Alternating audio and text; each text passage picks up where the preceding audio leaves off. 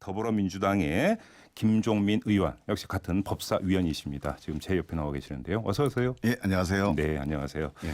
자, 일단 이전부터 좀 여쭤봐야 될 것 같습니다. 오늘 민주당 법사위원들이 그 조국 후보자 청문회와 관련해서 기자회견을 열 계획인가요? 만약 뭐 기자회견까지는 모르겠고요. 네. 일단은 좀 모여보려고 그래요. 아, 상황이 예. 이거 너무한다. 예, 이게 보통이 아닙니다 지금. 그래서 너무한다는 게 어떤 뜻입니까? 근거 없는 지금- 의혹들을 마구 쏟아낸다 이런 뜻입니까? 예, 그러니까 지금 뭐 그냥 손에 잡히는 데도 던지고 있는 거예요 지금. 저희가 이제 주말에 네. 다 이거 팩트를 체크해봤어요. 예. 그런데 뭐 법적으로 문제가 없는 거는 뭐 물론 이려니와 예. 지금 이분들이 얘기하는 뭐 도덕적으로 문제가 있지 않나 이것도 사실이 아닙니다. 그러니까 그래요? 되게 이렇게 이 관련 없는 여러 가지 사실들을 상상력을 동원해 가지고 연결시켜서 뭔가의 어떤 그 스토리를 만들어내는 거거든요. 예. 그래서 이거는 한 2, 3일 정도 정확한 사실관계를 국민들한테 전달을 하고 예. 빨리 이 문제에 대해서 이 오도되는 걸 좀 막아야 되겠다. 뭐 알겠습니다. 그런 차원에서 한번 의논을 해보려고 합니다. 주말에 이제 민주당 법사위원들이 모여서 총 점검을 했다니까 저도 그럼 조금 전에 오신환 의원에게 이제 드렸던 질문, 그 제기된 의혹 중심으로 질문을 드리도록 하겠습니다. 그 전에 다시 한번 말씀드릴게요. 자, 저희 김종배의 시선집중은 유튜브 라이브로 함께 하고 있습니다. 유튜브에 들어오셔서 김종배의 시선집중 검색을 하시면 되니까요. 구독과 좋아요 버튼도 눌러주시고 김종민 의원에게 궁금한 점 있으면 보내주시면 제가 대신 질문 드리도록 하겠습니다. 조금 전에 이제 오신환 의원하고 인터뷰에서 첫 번째 이제 제가 질문했던 의혹이 바로 이제 사모펀드 출자 부분인데 예. 어떻게 보세요? 성격을 어떻게 규정을 하세요? 저는 이게 뭐 법 위반은 아니다 이렇게 소극적으로 얘기하는데요. 네. 그게 아니고요. 저는 잘한 거라고 봅니다. 예? 잘한 거예요. 어떤 점에서요? 자, 이게 이런 거죠. 이제 민정수석이랑 공직에 취임하기 전에 네. 종목을 특정한 주식을 갖고 있었잖아요. 네네. 그럼 이거 백지 신탁을 하든지 팔든지 해야 됩니다. 그렇죠. 자, 팔면 현금이 생겨요. 그게 한 10억 정도 되는 거예요. 자, 그러면 대개 대한민국이나 뭐 전 세계가 마찬가지인데 부동산을 사든지 현금으로 갖고 있든 주식 투자하든 셋 중에 하나입니다. 자, 부동산은 안 좋죠. 돈 많은 사람이 부동산 사면 안 됩니다. 예. 그렇게 재테크하면 안 되죠. 네. 자, 그러면 현금을 가지고 주식이든지 하는데 주식은 공직자가 못 갖게 돼 있어요. 그렇죠. 자, 그런데 주식은 왜 못 갖느냐? 어떤 종목이 있으면 그 종목을 알면 그 회사를 봐줄 거 아닙니까? 이해관계가 얽히게 되는 예, 거죠. 자꾸 이해가 충돌될 거 아니에요. 네네. 그래서 못 갖게 하는 거라서 펀드는 상관이 없습니다.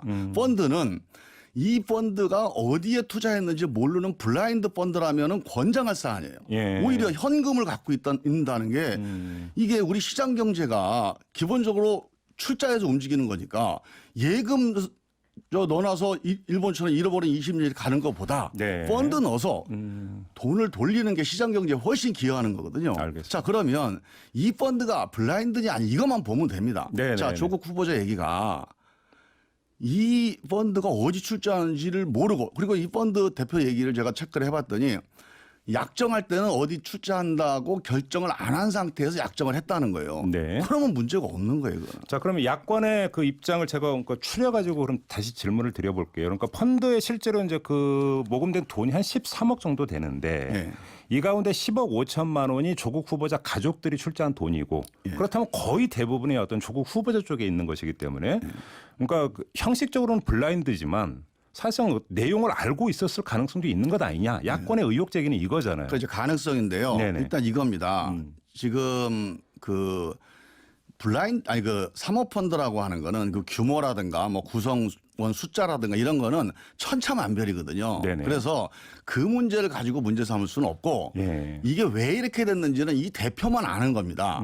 그런데 이 블라인드 펀드를 운영하는 운용사 대표가 이게 인사청문회 나왔다고 이걸 다 까서 공개할 수가 없어요. 그러니까 지금으로서는 우리 대표를 불러다가 청문회를 해봐야 됩니다. 이게 어떻게 된 거냐 도대체. 네네네. 그리고 일단 이 문제에 대해서는 조국 후보자나 그 부인이 했다고 그러거든요. 그러니까 이 사실은 재산이 부인이 더 많잖아요. 그러니까 네. 사실 부인 돈으로 한 건데 예. 그 부인이 선택을 해서 한 거고 조국 후보자는 어느 회사인지도 모르고 이제 블라인드 펀드 출자를 한 거니 이 진술을 믿고 그 배치되는 팩트가 나와야 이거는 질문이 가능한 거예요. 네네. 자, 너 보니까 어디 회사 출자하는지 알지 않았냐?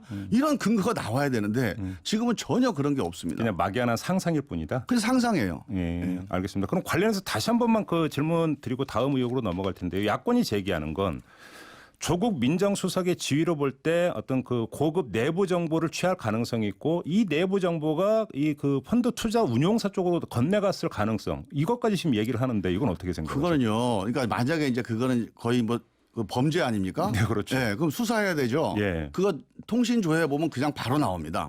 그 복잡하게 우리가 논쟁할 필요 없어요.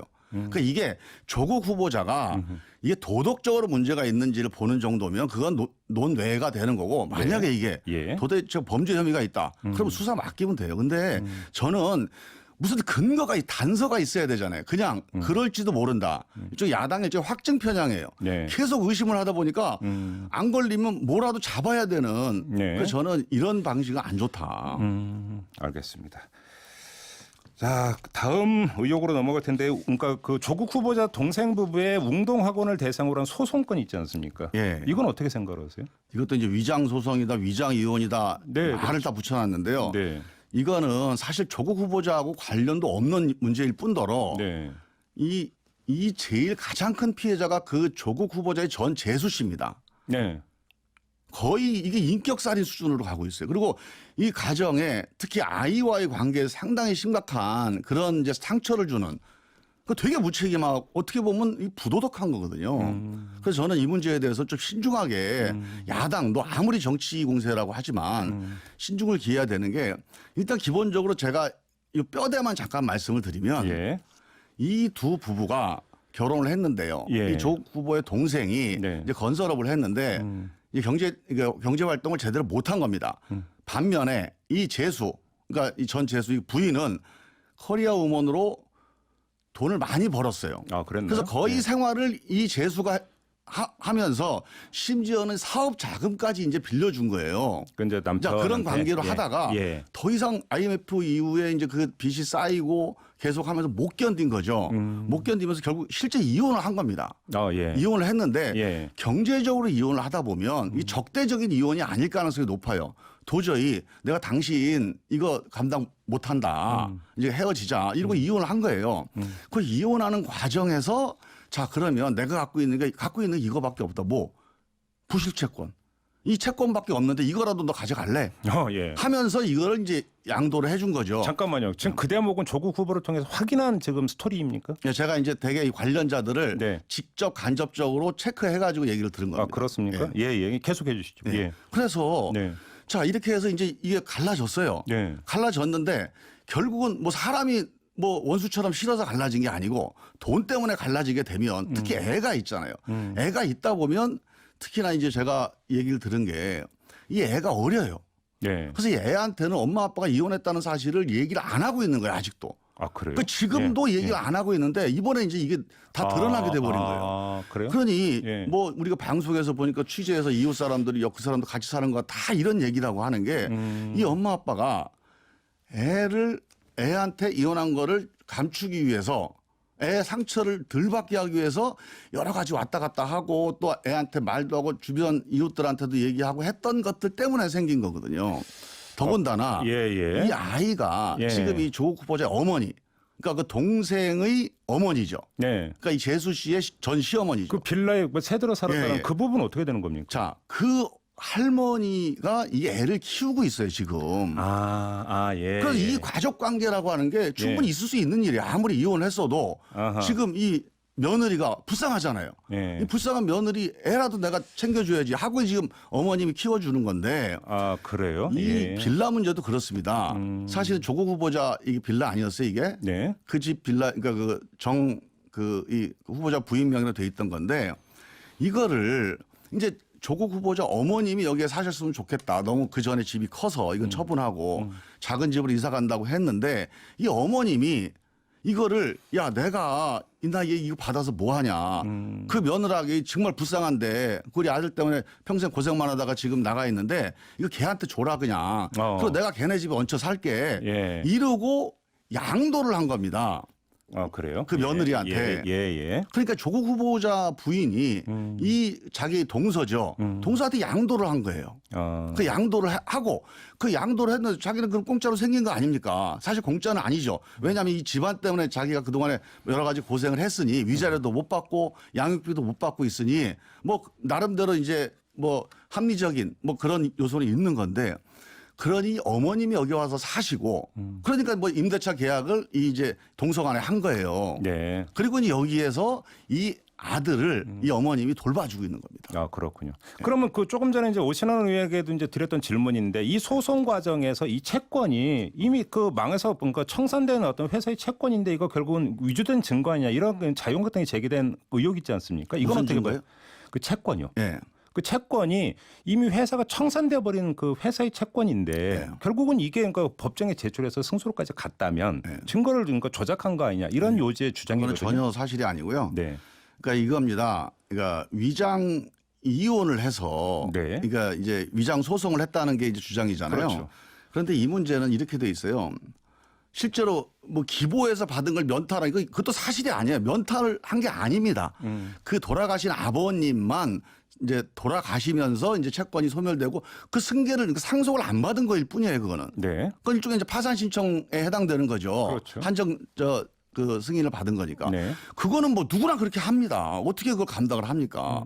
돌아가신 아버님 거. 네네. 근데 이 아들도 같이 그 연대보증을 섰잖아요. 예. 이 아들의 채무가 있어요. 예. 그건 아직도 채무가 있습니다, 지금. 면탈된 게 아니에요. 그리고 문제는 이 아들이 공사해준 공사대금 네. 그건 아직도 못 받고 있어요, 또. 그래서 이걸 가지고 이제 채권 추심을 하면서 소송을 제기한 거 아니겠어요?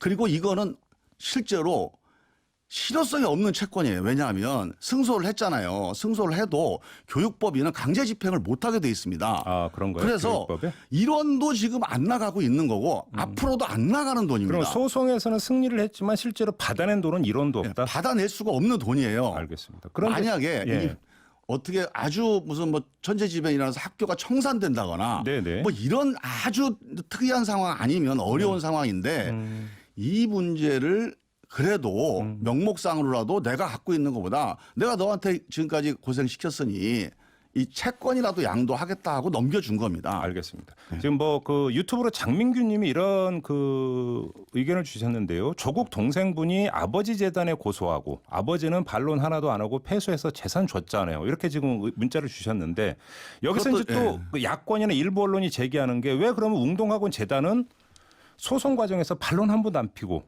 제가 그거 잠깐 설명을 드릴게요. 예, 예. 이게 되게 이제 이거 좀 길게 좀 취재를 하거나 좀 예. 보도를 해줘야 되는데요. 네. 그 이거는 이제 소송이 아닙니다.